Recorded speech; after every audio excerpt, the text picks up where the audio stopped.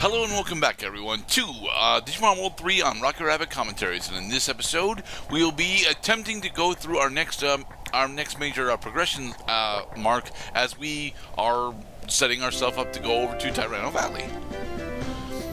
We need to take down MasterTyrannomon and acquire the Old Claw so that Siru Leader will actually do battle with us. Because, we have to prove to him that we are skilled enough to, be a worthy challenger, as it were. Yes. Of the human, not Digimon variety. So, you know how a lot of times in, let's call it these games, that sometimes you're the trainer setting the creature onto your opponent, and sometimes you are the creature setting yourself onto your opponent. To be perfectly honest, there are very, very few Monster Tamer games where you get to actually pilot the monster.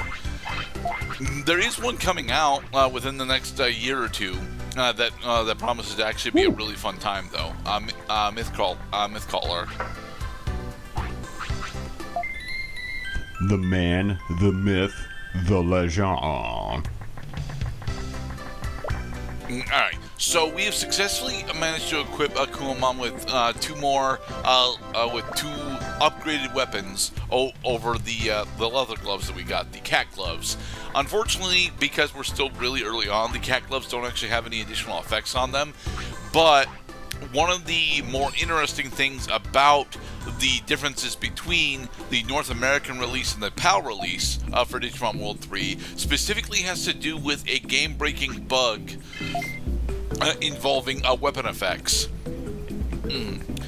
Okay, so individual weapons can potentially have additional effects applied to your physical attack.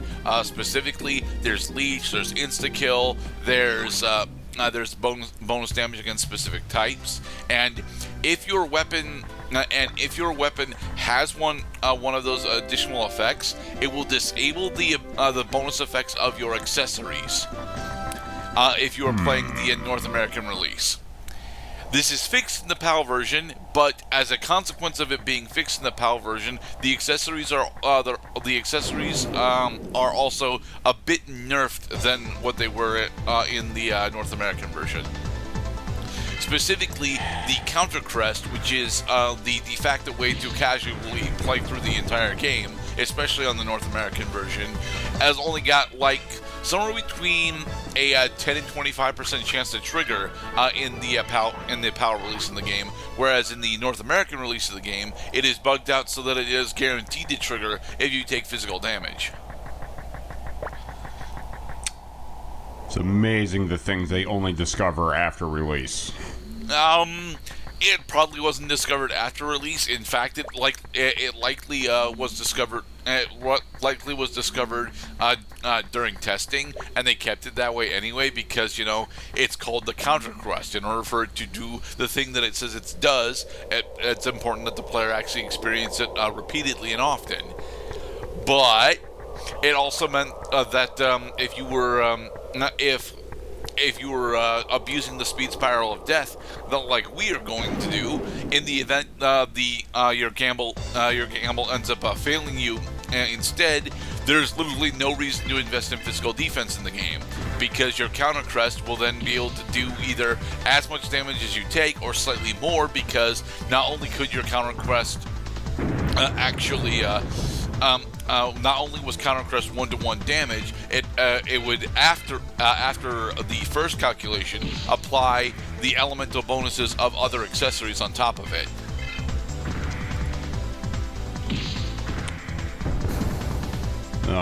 Funny how multipliers collide.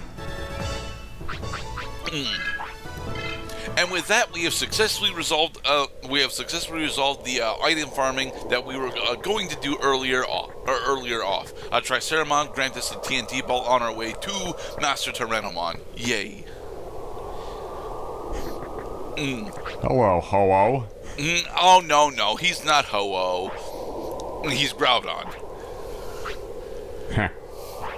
Yeah, you're right. He is Groudon. Goyo! Alright, welcome everyone to our first actually difficult boss. Mostly because what we were supposed to learn from Pheramon, but we didn't get a chance to because we took him down too quickly, is that a majority of the bosses that we're going to be fighting actually rely specifically on a little bit of a discrepancy between the player experience and the actual systems in game. Annihilated. Yes. Welcome to our first game over. Slow motion fall backwards. Yes. So there is a very real discrepancy between the powers of physical attacks and magic attacks in this game. Specifically, a majority of the magical attacks that your enemies and you get access to have a significantly higher and more variable crit rate than your physical attacks do. And yes, we decided to do a save state immediately before Master Tyranno in order, yes, as I'm attempting to get to annotations, Gerdat, explain the difference between physical damage and magical damage.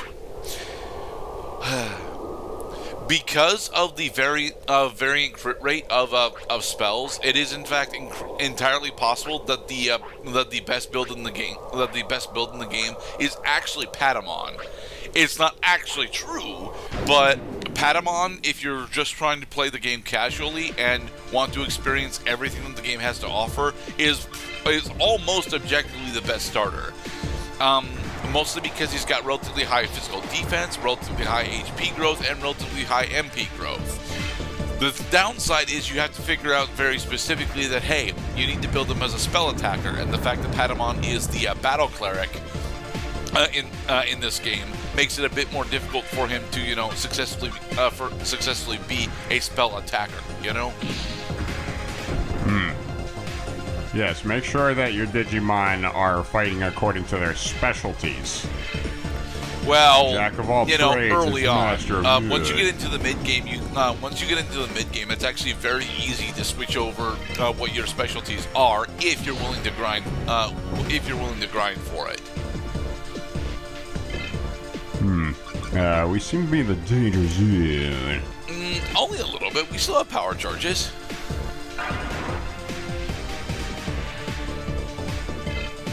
Mm. 5,000 HP. 500, Mr. Cloud. Oh, okay. Well, we don't have the kind of money to actually support Ultra Charge Addiction yet. Because he is a boss character, there is a very high chance that he himself does not have healing properties. He does not. As a point of order, there are only like 2 boss enemies in the entire game that have the ability to heal themselves. It's actually quite nice when you're used to other turn-based RPGs where enemies healing themselves is a somewhat common occurrence.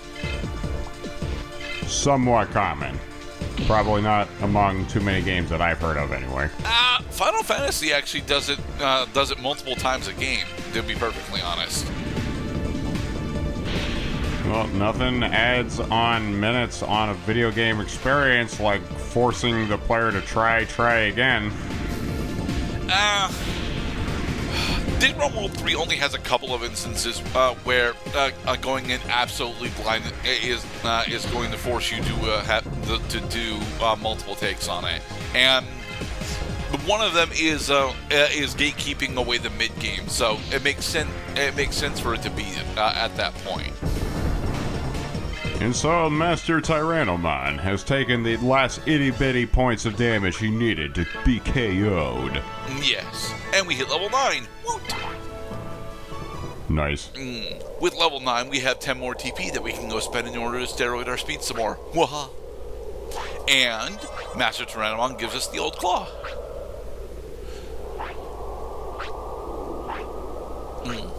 Oh, so I see. So each of these guys directs us to the very next boss character that we have to fight. Almost. They do this for Acts 1 and 2. Act 3 ends up having the directions given to us by other characters. to acknowledge that the player is paying attention to the tropes experienced so far. So all you have to do is just say, I see where this is going. Back to Kicking Forest we go. The butt-kicking forest. No, there's like very little butt kicking in Kicking Forest.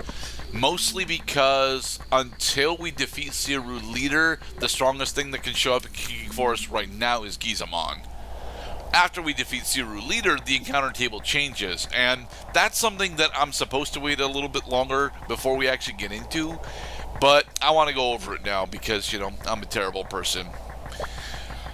As you are progressing through the narrative in Digimon World 3, the encounter tables for every area in the game change. And to be perfectly honest, this is both a really good thing and a really bad thing. If you are doing what we are doing and decide partway through the game to, you know, attempt to switch out and actually raise up other Digimon, it is an absolutely terrible thing because a Central Park, after you hit the midpoint of the game, gains access to a couple of spawns that your level 1 Digimon cannot actually deal with. And it becomes virtually impossible to safely grab experience for your level 1 Mons after a certain point. Yes, it is extremely important for us to go back and spend our TP right now because although we are in kind of desperate need to have a much higher level of speed than we would normally need, specifically for the event that's going to happen after Siru Leader, so that I can show off that yes, this upcoming encounter is entirely beatable. Just you don't get, you know, anything for actually beating it.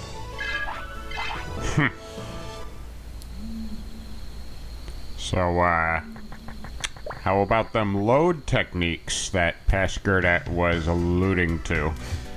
Well, load techniques aren't relevant yet because we don't have any other Digimon. So, although we did gain the ability to load Lightning Slash, we don't have anything one to load it onto. So, you know, it's not relevant to go over yet.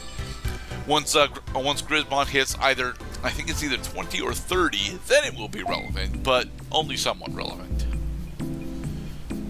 So it's a load technique as in a downloadable technique? Upload, actually. And yes, there is a pretty significant difference because you're transferring it from one Digimon over to the rest of the Digimon that you have access to on that base partner.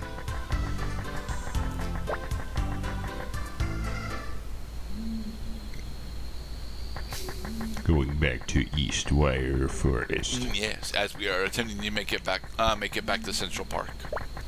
So what's new in the world of Cloud as we continue to, you know, traverse around East and Central Sector? Well, I'm breezing through my current copy of Theater by author Somerset Maugham. Release date 1937. And having correctly guessed within 1 year last night without looking at the copyright date when the book came out.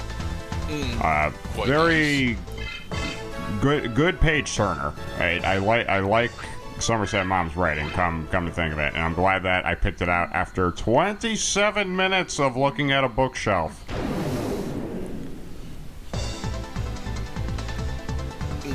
Maybe Batamon will be nice to us and actually drop another power charge. That way we don't have to spend our monies. Because we are out of power charges right now, and that is a relatively dangerous place for us to be on. But he did not. Oh well. You know, there are probably some cultures and theories out there that qualify that define luck as the universe being nice to you. Yes, they do. Anyway, in the next episode, we'll continue doing our next major training session, and then we will start the glorious Leomon quest.